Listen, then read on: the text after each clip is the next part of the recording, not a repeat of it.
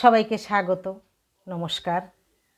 চলে এলাম আমার অবসরে আপনাদের সঙ্গে কিছু কথা বলবো। আজ আমি আলোচনা করব আমাদের এই খাদ্য খাবার নিয়ে কিছু কথা।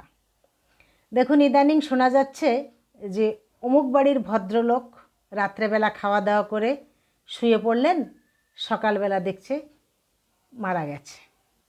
তো এটা কেন হচ্ছে? আমরা কি করি? সকালবেলা দিন শুরু করি চা বিস্কুট দিয়ে, এবং দুপুরবেলা হয়তো হালকা কিছু টিফিন করলাম, আর রাত্রেবেলা গিয়ে ভুরি ভোজ। সেখানে থাকে বিরিয়ানি, পোলাও, রুটি, মাংস, আরও নানাবিধ খাদ্য খাবার, যেটা আমরা রাত 12টা 12:30টায় খাচ্ছি, ফ্যামিলির সবার সঙ্গে গল্পগুজব করছি এবং শুতে যাচ্ছি রাত 12টার পরে গিয়ে।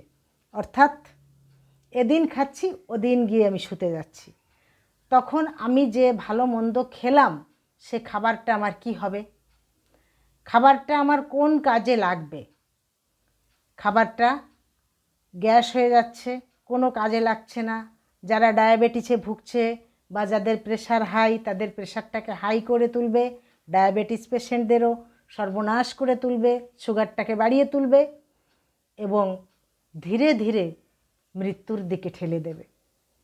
তো আমি বলবো, আপনারা সবাই সকালে পেট ভর্তি করে খান, দুপুরবেলা আর একটু হালকা খান, এবং রাত্রেবেলা আপনার যদি খিদে পায় তবে আপনি হালকা কিছু খাবেন, আর যদি খিদে না পায় আপনি খাবেন না।